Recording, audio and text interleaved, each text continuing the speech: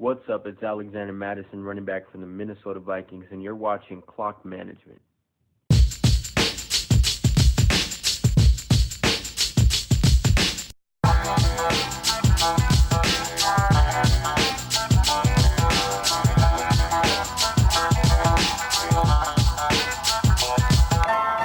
Welcome, everybody. This is Clock Management's November 13th, 2019. I'm finally back, and I'm sorry we're late on this show. I'm Justin, and as always, I am joined by Perry. And Justin, I was thinking with my IQ and your body, we could begin a race of genetic super children that could conquer the earth. I'm down. At least the fantasy football world. Yeah. We'll have to talk to Sheena and Kinsey about it to get the approval, but I think it could work. Yeah. I mean, I'm not sure how much the body helps for the fantasy football world because it's fantasy, but I mean, Confidence. I'm still down. Yeah, confidence. I'm in. All right. That's the biggest tip I could give any of you. Be confident. Yeah, right? It has no effect. No, Go on. But it's fun. So you guys could obviously catch us on YouTube because I'm pretty sure that's where you're watching right now. But if you're on the run, you want to listen to us, just audio, you could catch us on any of your podcast stations or apps or whatever you want to call them. We're on Google Podcasts, Apple Podcasts, Stitcher, and Spotify, as well as a plethora of others. So I just closed my eyes while you said that, and I got to say, it was nice. You know, the video's great, but if you had to, that was nice. Okay. Just the voice. Yeah. I mean, I listen to it sometimes while I'm sleeping. Helps me relax. Yeah. What's new with you, Perry? It's been a few days. We're late here. Yeah, we're late. That's all my fault. I'm sorry, everyone. Well, I've just been waiting on you. I know. I don't leave this spot generally. So I was just waiting on you to come back. I did get some haircut, which, look at that. Yeah, that's looking good. Got some hairs cut. I was a little worried. I thought people might think that my head was only that big because of all the hair. But now, in fact, you can see that my head is just that large. So I needed to sort that out. Look at the big brain on Brian. Otherwise, I think I covered that my wife got a job. We'll be moving. Week and a half, actually. Yeah. I just hope that you stay committed to doing it from the garage, even in your new place. No. The place I'm moving to does not have a garage. Oh, man. So I will be in a bedroom, which is new for me. That's awesome. What's new for you? Well, I got to spend way too much time traveling. Apparently there's some sort of Arctic storm in the eastern part of the country that delayed every flight I attempted to get on. Yeah. So that was awesome. But I did spend some time in Miami Beach. That was awesome. We went there. It was mid 70s, and the people there were wearing sweaters and jackets, and they were asking me why I brought the cold weather with me. Which I was confused by. That doesn't sound like much of an Arctic storm. Yeah, it had just not. It didn't make its way down to Miami yet. Okay. But I also went swimming there while everyone was in jackets in the ocean. It was a lot of fun. When I lived in California, it was the same way. It hit like 70 degrees, and people break out like parkas, and I was just like, I'm sweating. What are people doing right now? Right. But the beach was empty, so that was awesome. Nice. But yeah. Oh, also, this is a surprise for you as well, Perry. So the Rum Boys, they're doing a show tonight. They're trying to figure out. They might have the theme to it be about fantasy football, and if they do decide that, then they're gonna have one or both of us on there. So Tonight. Yeah, and it'll be live, so that'll be interesting. That is a surprise. Yeah, so if you can't make it, I'll be there, but we'll figure that out. Right on. Yeah, so that gets us through that. Now you want to get us through some news? Yeah, I could do that. Let's jump right into it. Biggest news. Well, there's kind of I don't know. I guess maybe this is the biggest news fantasy wise, and it's surprising that we're talking about it, and that's Austin Hooper's injury. Yeah, I, tight I end. I did like Austin Hooper coming into the season, but not this much. I'm not going to take credit and pretend I called the Austin Hooper explosion. But he's expected to miss about a month, which means he's essentially done for fantasy football. Yeah. That sucks. I know a lot of people were relying on him. He was probably carrying a couple teams, but he's gone. Sprained MCL. The Falcons are playing for nothing. Therefore, Austin Hooper's playing for nothing, and there's no reason for him to play, even if it is just a sprain. They want him healthy. They obviously underperformed this season. I think they are expecting better things next season. Fantasy wise, so this might be a good thing for both wide receivers out there with Jones and Ridley. They may see a slight increase in targets due to this. I would say probably Julio more so than Ridley, but yeah, I would agree with that. Also on the Falcons news, Devontae Freeman, who you and I have both kind of shied away from recently. I know that you've had trouble letting go, but he's out for at least 2 weeks. And we'll talk about Brian Hill in a moment as a possible waiver priority. But I mean, it sucks. It sucks. I've said it before. I don't like seeing guys get injured, but Devontae Freeman out. What adds, I guess, the insult to injury here for me, or the injury to injury here, is, I had, before the season started, I predicted the big year from Ito Smith. And now because I thought Freeman would get injured, and now that Freeman does get injured, Ito Smith is already out for the rest of the season. So, right. Yeah. Hey, man, I picked, oh shoot, what's it? Now I forgot his name. I've shunned him. Yeah, out of your mind. Oh, yeah. I picked Alshon Jeffrey, dude, and look how that worked out for me. Okay, we're not all winners all the time. Let's move on here to Alshon Jeffrey. He's currently day-to-day with an ankle injury. I don't think a lot of people were relying on Alshon Jeffrey, but I think a lot of people own Alshon Jeffrey and are possibly starting him. So it's something to pay attention to. It's like I mentioned with George Kittle, who did miss Monday night. You got to pay attention to these little blurps about, hey, he's day to day, or he's doubtful, or he's just not sure. Follow us on Twitter. Saturday night, Sunday morning, I always tweet out all the people who are starting, people who are not playing, just to try and clear things up for you guys, so you're not reading 15,000 articles like I am to get all the news you need on the players. Yeah. The reason I wanted to bring up Alshon being day to day is doesn't sound like big news, but they had a bye week last week, which means he had all week to heal, and now he's day to day coming out of the bye week. It's not what you want to hear. It scares me. We'll see how it works out. Right, John Ross. Yeah. Is coming off of IR. Yeah, and what's surprising to me, I don't know if you were planning to cover this, but AJ Green also not practicing today. And who would have thought that John Ross would be back before AJ Green? Me. Yeah. I don't. I guess I want to pay attention to John Ross. I don't want John Ross to disappear off my radar. I think that would be irresponsible. But I'm not expecting a ton. No, and he's one of those boomer bust players. So it's hard to, that's hard to predict. And I do think it's going to hurt Tyler Boyd some. Yeah, I think the boomer bust thing is why I don't want him to disappear off my radar, because his fantasy week could come off of one play. And I guess he goes out there and scores a 45-yard touchdown. I look like an idiot if I tell people to ignore John Ross. But I'm just temper expectations. He could literally just go out there and put up 0 points. Mm-hmm. And he's coming off IR doesn't mean he's playing. Yeah. So just keep that in mind. But yeah, the AJ Green. But he is at least practicing. He is practicing, yes. AJ Green, I'm not. I told you all. He's not playing again this season. I'm so upset about this. He is not playing again this season. James Conner returned to practice in full on Tuesday. Today is Wednesday, so yesterday. So I'm assuming he's practicing in full again today. We'll just have to wait and see on that. We're recording in the morning now, so that hasn't happened yet.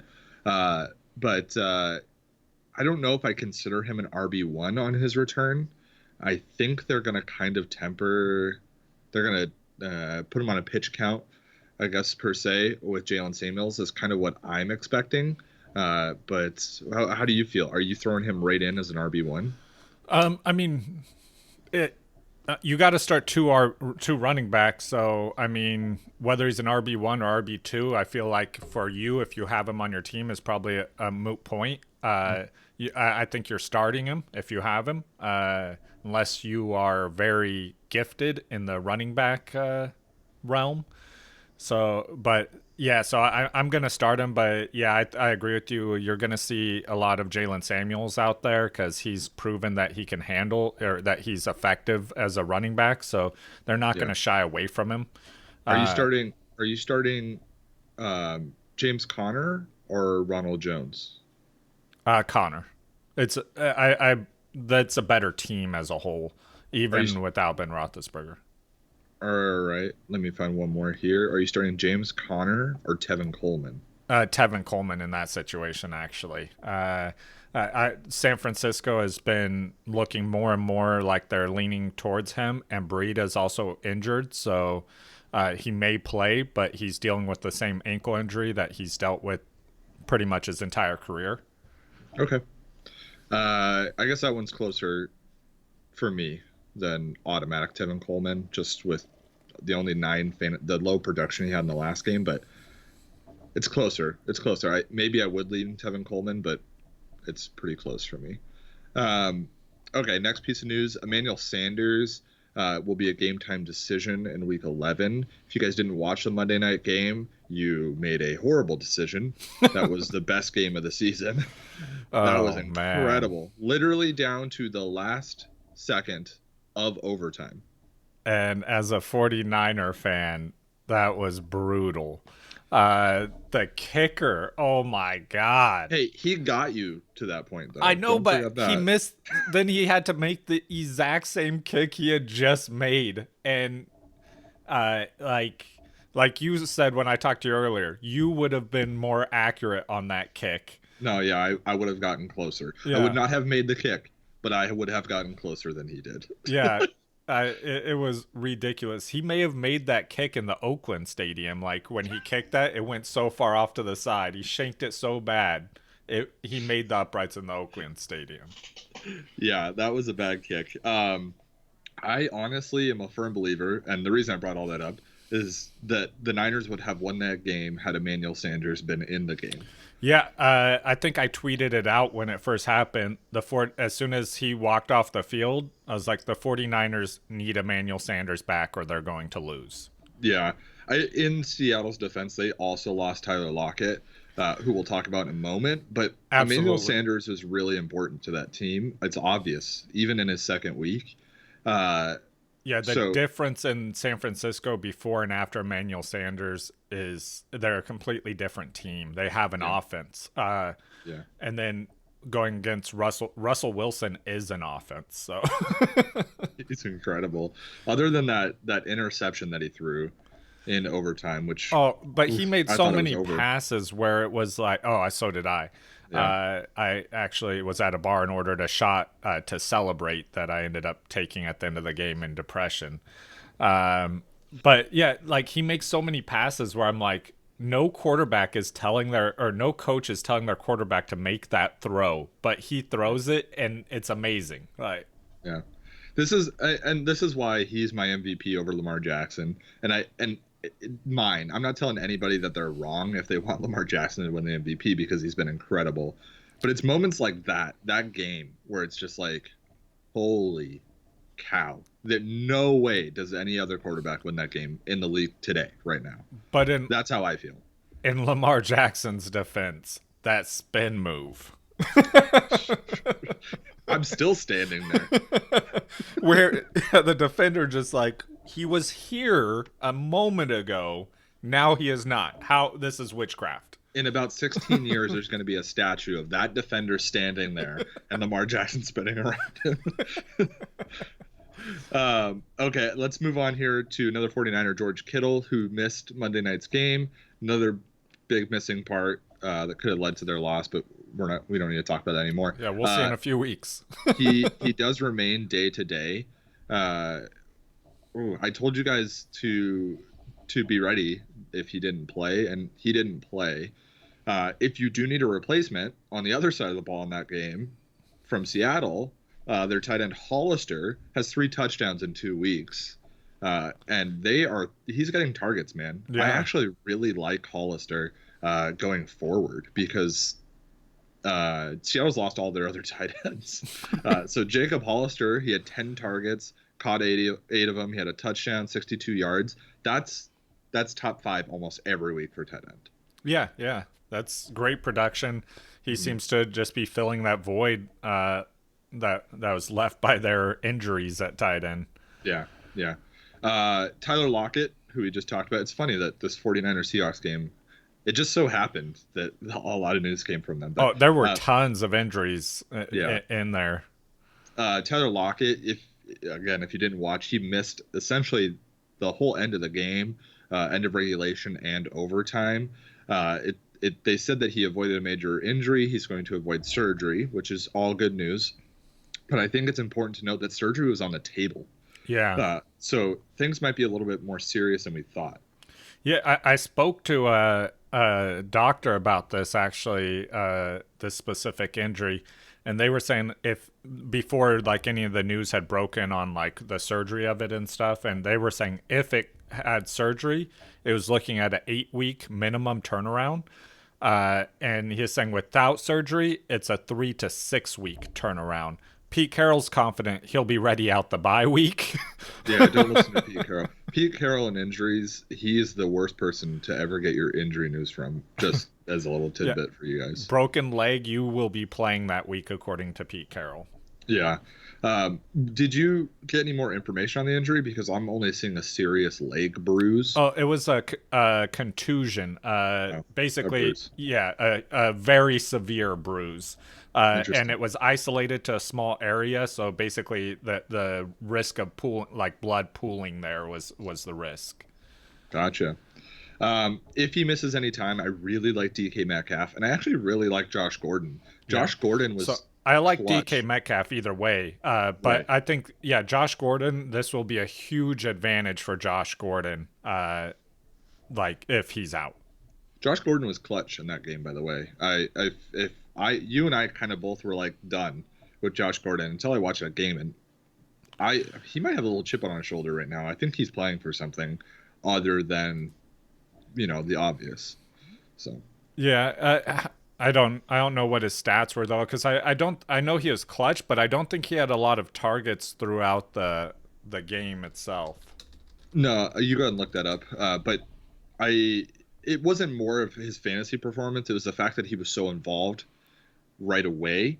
And they went to him in clutch, like very important third down situations. They would have lost the game if not for Josh Gordon. Oh, definitely. Yeah, he had 2 catches or 2 targets for 2 catches. So like you said, clutch. Right. They're both in key moments too, where they needed that first down or the game was over.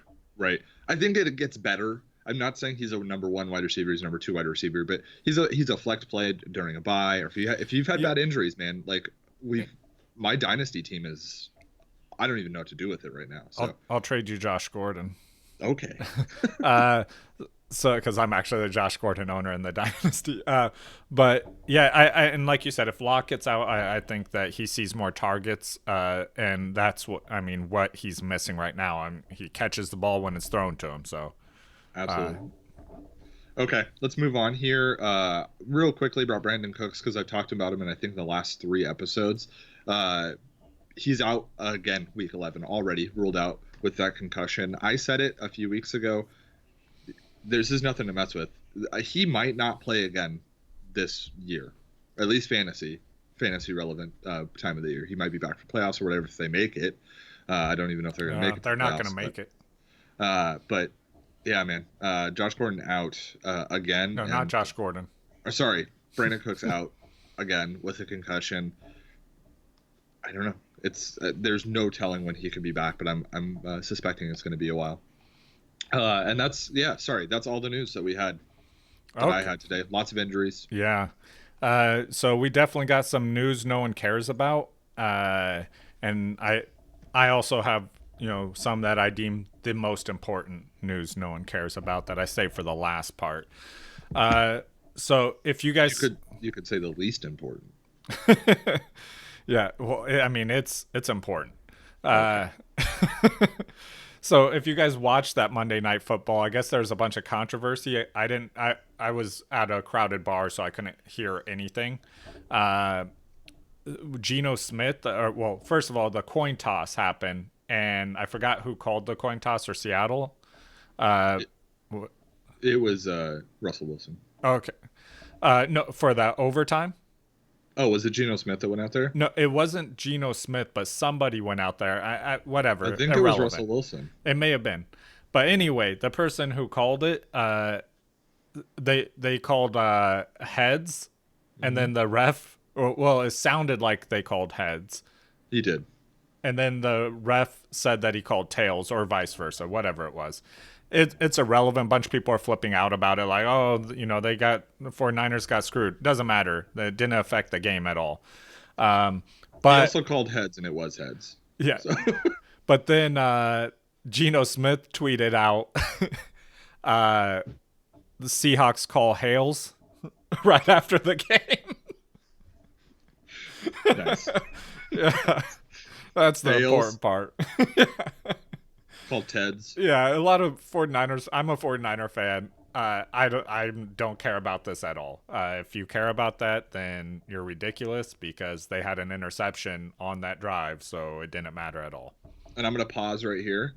This is the current comment challenge of this episode. Call heads or tails. We'll flip a coin next episode. Oh, I like it.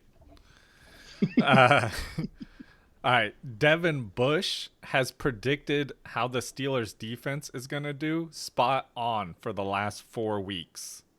Ooh, Devin. Yeah, you should watch the Call me. videos of him. Yeah, it's like it's scary. It's a good defense. yeah. They've stepped up. Minka Fitzpatrick is my defensive MVP. Yeah, he's predicting like how many, like when they score defensive touchdowns and stuff like that. Like I don't know how you do that. I try to, obviously, and most of the time I am wrong with defenses. I have nailed my defenses this year. Ravens last week, man. Nice. I just try and start anyone playing against like Cincinnati or Miami. The Ravens played against Cincinnati, Yeah. and the Patriots won a bye week. It's pretty easy. So in Green Bay, they, it's the salute to service for Veterans Day. So they had someone parachuting into what was supposed to be the middle of the field, and this guy missed horribly, almost did the Lambeau leap, but instead just hit the Lambeau wall. Is he okay? Yeah, he was fine. Okay, good.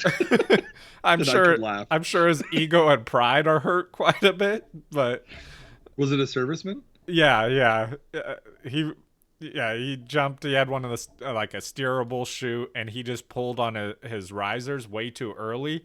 So he like came up and then just let off them and kept going straight forward at that point. As somebody, you've jumped out of airplanes quite a few times. Yeah, Was that fun to watch? it was hilarious. Yeah, when I saw him pull up on the risers, I'm like, oh no, that's too early. Oh god, he's he pulled up way too early, which is actually a benefit to him because if he had pulled up less early, it would have swung him up and he would have swung back down and hit the ground with a lot of momentum, which could have hurt him. So it actually went. He did it way too early, which actually helped him. Oh, thank God. And then the last piece of news no one cares about, the one I labeled the most important, Dancing Dak going viral. Did you see this? Oh my God. I'm almost disappointed in you, Perry. So he had a pre-workout where he does a little shuffle. He takes like 2 steps forward and then like practice his hip motion for his throwing motion.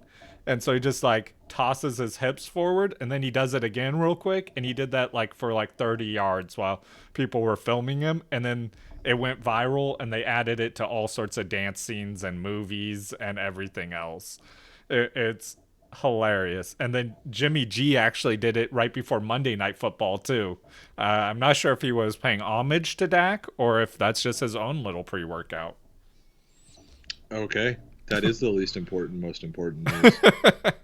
That's all the news no one cares about. All right.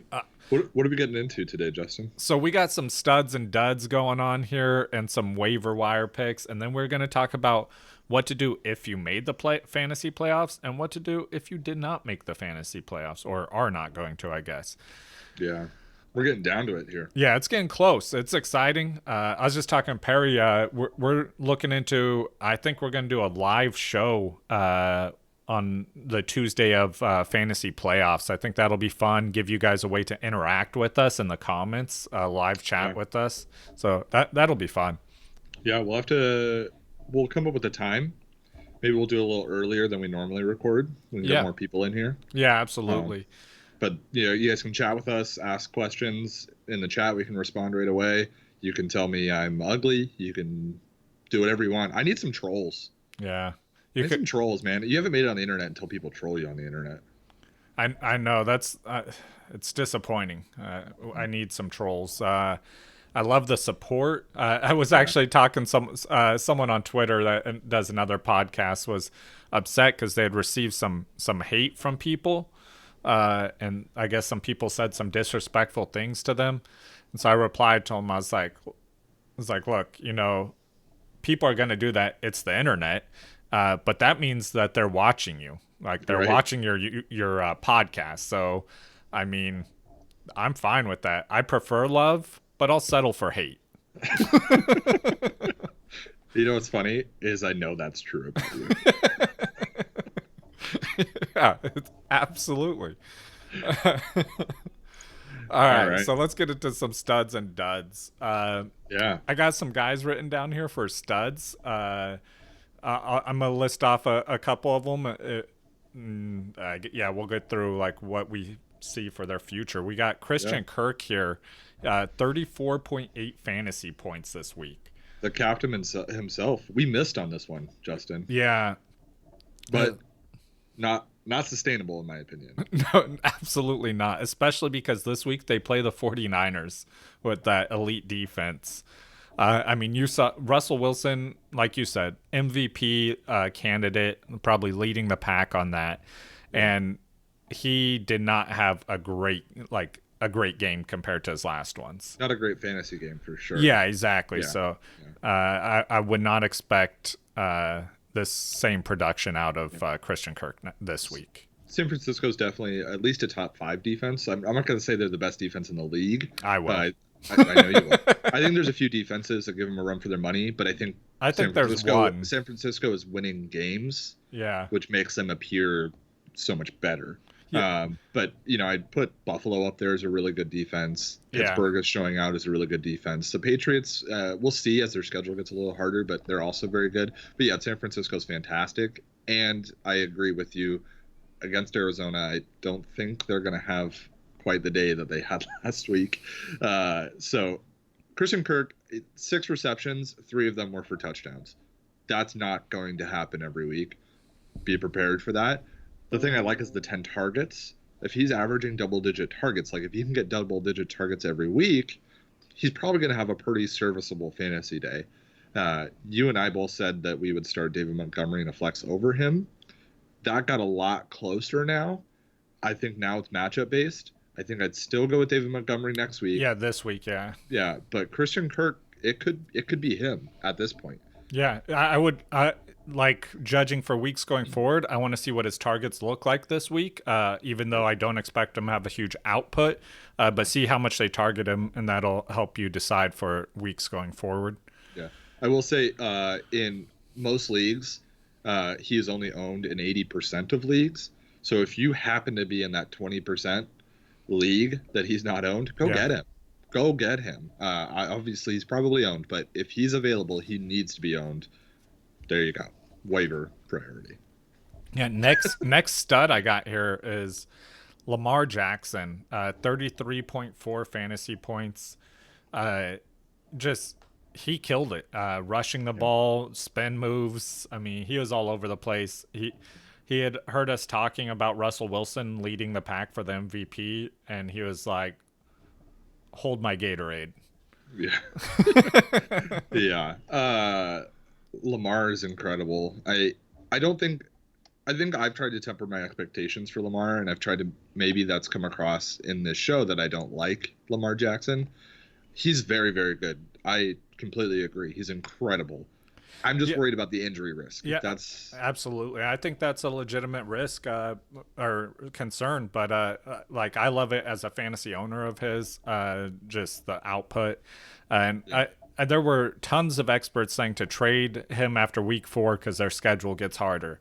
I was one of the few on his side saying hold on to Lamar Jackson, and I'm happy I did personally, and I hope you took my advice and you have Lamar Jackson killing it for you.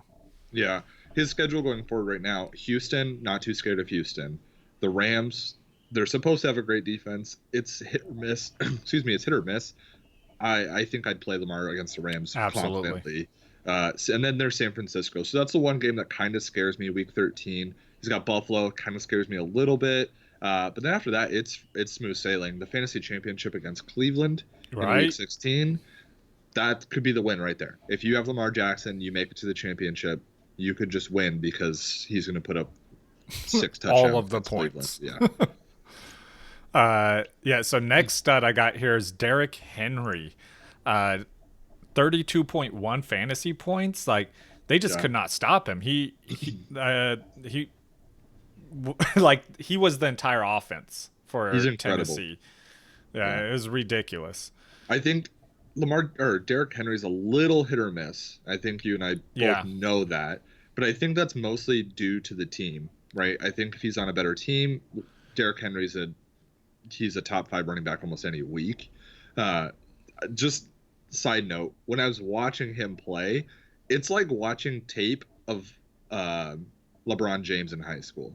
Like he's so big, yeah, like he's so big, he doesn't look like a normal human being yeah. out It there. looks It's unfair. incredible. Yeah, it's really funny to watch actually. But yeah, 188 yards on 23 carries. He had 2 touchdowns. He had 2 receptions for 3 yards, which is nothing. But hey, if you're in a half-point PPR, that's an extra point right there. So, Yep. 8.2 yards per carry. Yeah, that's a pretty good average. That's Yeah. incredible. In fact, that's double a good average. Yeah, I love Derrick Henry going forward. I don't think there's any question about starting Derrick Henry. Obviously, he's an auto start every week, just because this could happen at any point. Yep. Then Daniel Jones had a big week, 30.3 fantasy points. Yeah, So if you streamed him, he's a great stream candidate for quarterback in a lot of leagues. yeah. I actually had to make the decision this week in our dynasty league if I wanted to stream Jimmy G or Daniel Jones, and I picked Jimmy G. Unfortunately, I just thought, Daniel Jones, he's on a terrible team. I made the wrong choice, Yeah. definitely. He had 4 touchdowns. I guess the one thing that concerns me though is his these games explode. Like he explodes with these 4 touchdown games. He's had 2 this year, but he's also had 5 1 touchdown games. So Yep. That's why he's a stream candidate and not yeah, on a team though. yeah, Like certain times he does that, certain times he doesn't. So like sometimes you matchup dependent, he might have a big week for you. yeah. He is on a bye week this week, so keep that in mind. Yeah, and Then he plays also Chicago. yeah, also with him going forward, I'm just going to include this next guy with him, Darius Slayton Oh, having a sorry. big week. You I got wanted to Darius mention Slayton, huh? I want to mention one more thing since we're talking about the fantasy playoffs.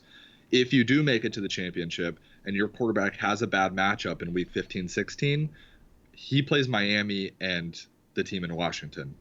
Yeah, Week 15, great 16. matchups. Great, great, great matchups. So if you want to get cute with it and throw a stream quarterback in there, Daniel Jones could win you a championship. Yeah, and Darius Slayton, wide receiver for the Giants, 29.1 fantasy points to go along with Daniel Jones. He just right there with him.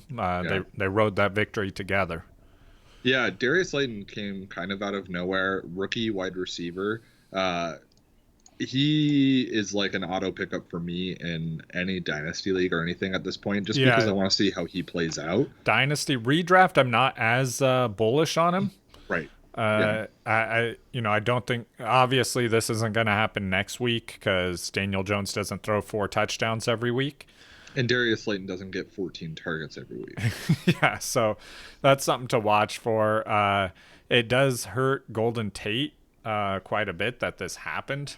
Right. Yeah, it does.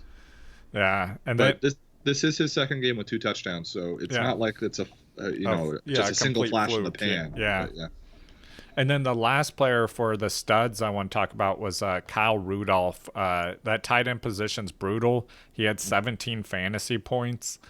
That's awesome. It's to me, this is more of a indication of how the Vikings have been playing.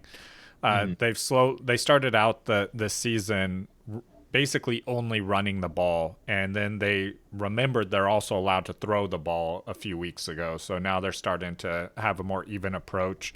It's been very beneficial for everyone on the receiving end, obviously. And now Kyle Rudolph finally has a big week. So that's someone who, if you're hurting for a tight end, if your tight end got injured, one of the several that have, you might grab him and start him. Not a bad pick. Yeah. I wanted to talk about a couple players. OJ Howard being one of them at tight end. OJ Howard has been horrible all season. You and I have joked about OJ Howard a lot. I made an ugly face when you said OJ Howard. He did put up 12 points. He had a touchdown. He had 7 targets. This was easily his best game of the season. I want everybody to be aware that this is not going to happen every week. Please do not go out and just automatically start OJ Howard because you think, oh, great, he's back. He's going to be that number 4 tight end that we drafted him to be. No, he's not. I just want everybody to be aware that OJ Howard still not good at football, apparently. For wide receivers, I did want to talk about Golden Tate. You mentioned Darius Slayton, that this hurts Golden Tate. Golden Tate still had a good day, 8 targets, 95 yards, and 2 touchdowns as well. I actually still like Golden Tate more than Darius Slayton. I do too. Yeah, it's still start Golden Tate over him for sure. Don't expect 2 touchdowns every week, right? Daniel Jones throwing 4 makes 2 touchdowns for 2 wide receivers possible, obviously, as math works out. And then Jarvis Landry was playing angry. Did you watch Cleveland's game at all? I didn't see any of that game. Jarvis Landry was more pumped up for that game than I think I've ever seen him. In my opinion, he is the number 1 receiver on that team now. It is not Odell Beckham Jr. I believe that was my opinion 4 weeks ago. Yeah, you're right. And then Ronald Jones. We talked about Ronald Jones last week. I didn't like him as much. You liked him a little bit more, but you weren't like gung-ho about him. He did finish with 18 fantasy points. So he did have a good week, but he did only get 11 carries. And I just want to point out that Peyton Barber also got 11 carries. So it's more based on who gets the receiving work. This week it was Ronald Jones with 8 targets. Who finds the end zone? Ronald Jones, for me, I'm still holding back. I'm still not psyched on Ronald Jones. So. Yeah, I agree with you.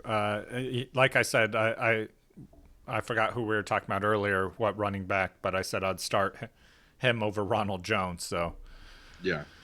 I got some duds real quick. These, oh man, Cooper Kupp, 0 points. I won with the 0 points in 2 leagues. Yeah, he played the full game with 0 points. Yeah, I don't know what happened there. Jared Goff apparently forgot he existed. Saquon Barkley, 5.6 points. Super disappointing for being your number 1 running back, on your team if you own him. And then in that exact same boat, Ezekiel Elliott, 7.3 fantasy points. Yeah. Disappointing from a fantasy perspective. Aaron Rodgers, another down week from him. He just doesn't appear to be bouncing back. I don't know what's happening here for fantasy purposes. Yeah, it's weird. Aaron Rodgers, though, is still a top 10 quarterback fantasy wise. I know. He's like top 6, isn't he? 1, 2, 3, 4, 5, 6. He's 6. Yeah, because he has all of a sudden he'll have a huge explosion with 5 touchdowns any week. I'll let you guys know when he plays me next, because that's when that's going to happen. Okay. Odell Beckham Jr. and Drew Brees, both disappointing. I didn't put down how many fantasy points they have. I just know it was disappointing. Yeah, Drew Brees was very disappointing. I had Drew Brees and Cooper Kupp in our main league, and I still won. I escaped. Yeah. I spin move, dude. I did Lamar Jackson. Yeah, you did the Lamar Jackson spin move. All right, so that's all my studs and duds. So I got some waivers to get into. So I just wanted to go through when we do some waivers. Obviously, we got the show out late. Sorry, guys. But you could still check for these guys. And before I get into each one, I was going to talk about some of the people at that position on a bye week this week, just so if you have those, you need to be looking for someone. Yeah. So QB's on a bye this week. We got Aaron Rodgers, Russell Wilson, Ryan Tannehill, Daniel Jones, which we talked about, and then some injuries that are of note. Matthew Stafford, Jacoby Brissett, which they're saying he'll play, but keep an eye on it. So if you have any of those quarterbacks, then you're going to need a quarterback for this week. Yeah. A couple of the ones I got written down here is I got Kyle Allen. He's owned in 38% of leagues. I think that's a great start. Nick Foles, he's owned in 28%. And Sam Darnold owned in 31%. Sam Darnold, it's rough to say, but he has great matchup. Kyle Allen's obvious. That's the order I would get them into. Kyle Allen's my first pick there, then Nick Foles, then Sam Darnold in that order. Yeah, I agree with all of those. I want to throw in Mason Rudolph as a possible stream this week, and Ryan Fitzpatrick if you want to go for the home run. I mean, it could happen at any Swing week. For the fence, yeah. I a lot of times with the stream quarterbacks, I don't go for floor. I'm like, man, I want to blow up. I want it. Give it to me, and it could be Ryan Fitzpatrick, especially because I only have to rely on it for 1 week. So yeah, it's not something that you have to live with. Right.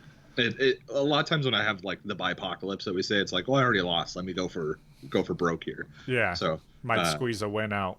Yeah. So. And then running backs, I got.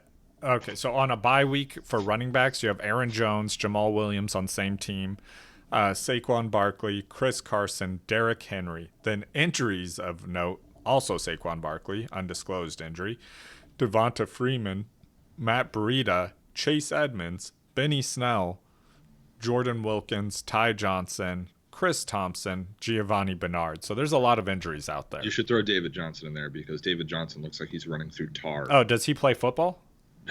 Not right now.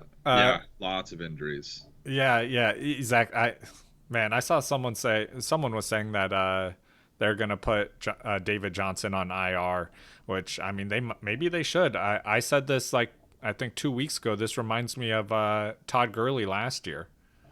It reminds me of Todd Gurley big time. Yeah. Yeah. I really for replacements here, right? We already talked about Brian Hill. Yeah, he's my number one. He's only owned in. Well, this was before waivers went through. He is owned in 2% of leagues. Oh, right. Well, it depends. Yeah, which type of league? I think I was looking at Yahoo. I'm looking at consensus, so it takes ESPN, Yahoo, and gotcha. Let's see, NFL.com. So the consensus is 4%. It's not a big difference, right? He's not owned. Is the point. He's probably owned now that we're recording on Wednesday. A lot of people. Yeah, my guess is that's probably around a 40 to 50% owned at this point.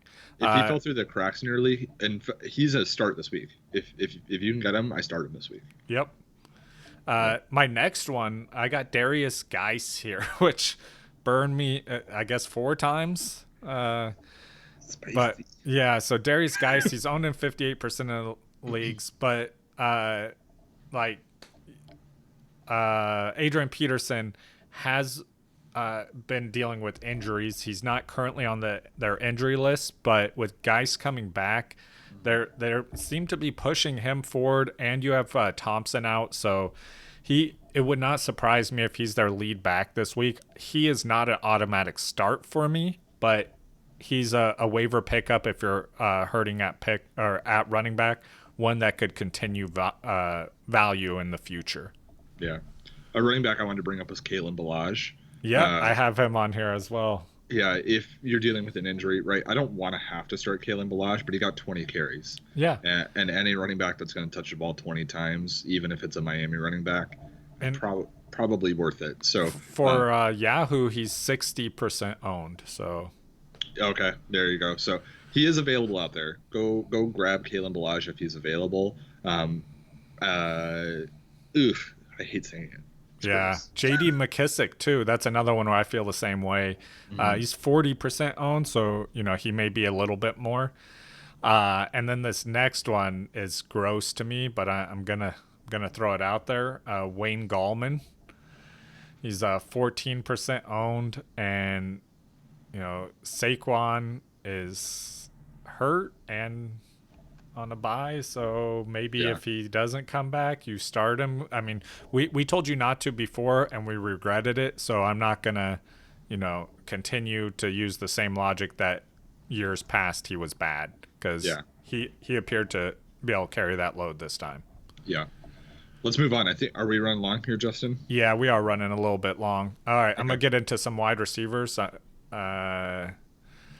All right, on a bye, we got Devontae Adams, Golden Tate, Darius Slayton, Tyler Lockett, DK Metcalf, A.J. Brown. Injuries to note, also Tyler Lockett, Emmanuel Sanders, Adam Thielen, T.Y. Hilton, Brandon Cooks, Sterling Shepard, Alshon Jeffrey, A.J. Green, Will Fuller, D.D. Westbrook, Corey Davis.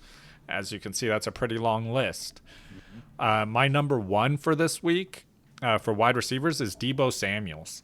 If he had double-digit targets. He had 11 targets, 8 receptions, over 100 yards. He didn't find the end zone. All things that I like, actually, because he will find the end zone. And he's owned in 20% of leagues. So you can get him. And if Emmanuel Sanders isn't back, he's the number one wide receiver there. Yeah, guy I was going to bring up was James Washington, wide receiver from Pittsburgh. Not a huge pickup, not going to win you a league or anything, but he is startable if you have a bad bye week or bad injuries. He did find the end zone this week, 7 targets for 90 yards. That's a serviceable week. He's always in that, he's gotten over 50 yards 1, 2, 3, 4 times this year. For somebody that we weren't even talking about, that's great. And I think his ownership is 3% or something like that. So he is available. Yeah, and some other notable guys, just real quick. I'm not going to get into much on them, though. You got Philip Dorsett, owned in 35% of leagues, and Cole Beasley, also owned in 35% of leagues. I won't get into anything else because you should get Debo, so don't even look at them. Right. All right, so the last part of the show, we wanted to talk about what to do if you if you're going to make the fantasy playoffs, and then also what to do if you're not going to make the fantasy playoffs. Yeah. I'll just jump right into it here. Yeah. If you made the fantasy playoffs, the number one thing I do personally is I make sure I lock down my handcuffs. For me, Alvin Kamara and Latavius Murray. I've owned Latavius. I drafted Latavius Murray. I was not going to let him go.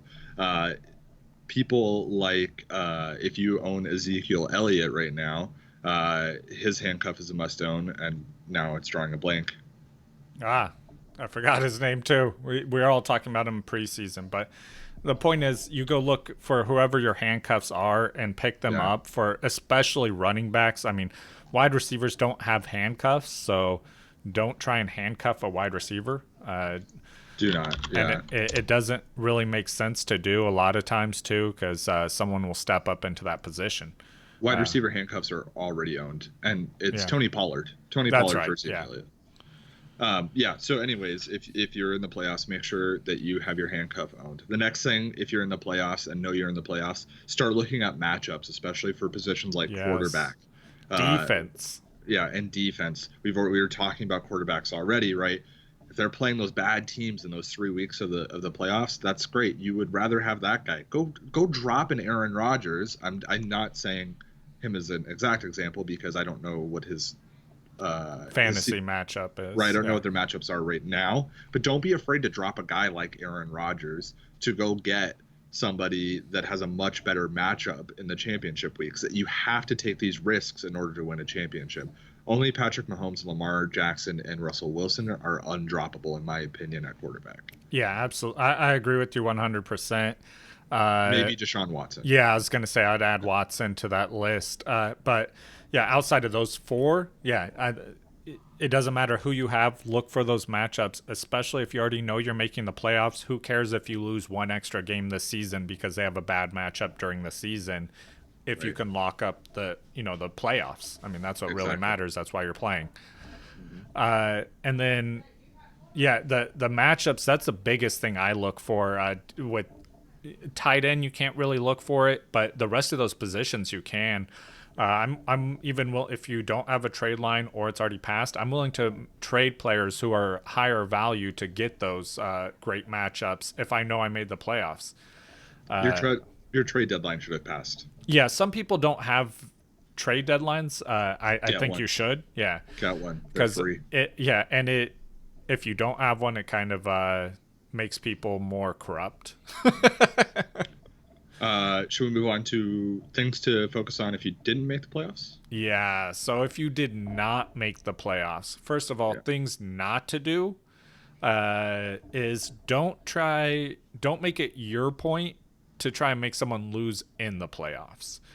Don't try and pick up a player that the backup running back for the person who you don't want to win's running back. That's not really a strategy thing. It's just not fun. Yeah, it's just being a jerk, and you're gonna make your league not fun, and then people are gonna quit the league because nobody wants to deal with stuff like that. Everyone's there to have fun, so have fun. Do your best to beat people right now. If you're playing people, go try and win. Keep the league competitive, but don't sabotage the playoffs that you're not even in. Now, is kind of the point. Something I like to do though is I look at this kind of similar to the playoffs, where I look at matchups for week 17. I don't care how many rounds your what do you call it, the anti-playoff losers bracket has. I'm looking at that last week. I'm looking to not be the last team in my league. We have a trophy for the team in last. So I've actually been in that bracket twice. Both times I started looking at the matchups for week 16, and I picked up players that had great matchups for that week alone. And both times I lost all the way up to week 16, found myself playing for last place, and both times I actually beat your brother to give him the trophy for last place. And that might be a better feeling than winning the first place trophy, because it's just so funny. Yeah. So that's for all leagues. I want to talk about dynasty leagues for a second. If you're in a dynasty league, start looking at guys that might have value next year that you don't want to have to fight for in the draft. You can maybe go pick them up, start bolstering your team that way. You could start trading some of your higher end players for draft picks if the trade deadline hasn't passed, though it should have. Other than that, though, just pay attention to the trends that are happening right now. These are important. Who's doing well? Who's losing work to another player? You need to know this going into next season. I know it's crazy. We're only in week 11 of this season. We're already talking about next season. But it's research now that gives you the leg up when we hit July, right? It's research now that gives you a leg up when we hit the NFL draft, and you know what's already happening. You know the trends in the league, the trends in players. It's something Justin and I do. I keep notes on players all year long. That way I have a better idea what I'm working with when I start doing my actual rankings. Yeah, the off season's long. You're going to forget a lot of stuff that happened during this year. So I like to take notes on players and save them. I like Perry is saying for dynasty or keeper leagues too, look at players who are injured, who aren't going to be in the rest of the season, right. That you could pick up and stash them for next season. and the taking notes, that's a few years ago. I did this with Tyreek Hill when I saw him play. I had notes on him from watching him play, and then everyone forgot about him, and he dropped to like the 6th round, and he ended up being the wide receiver 1 that year. It worked out great for me, but yeah, that's why I did that. So yeah. Okay, that's all I had. yeah, I Justin, think that's everything. I look forward on Friday. We'll be welcoming Sam back to the show, so that'll be exciting. Sam the man. Yeah, I love having him. He did so great this time, and he promised this time he's gonna have a more sturdy chair. So I thought the chair falling was fantastic. I thought it was on purpose. Turns out it was not. All right, guys, that's all we got. Heads or tails? Let us know in the comments. You can win the DeAndre Hopkins signed jersey. All you gotta do is comment on the video. Heads or tails, let me know.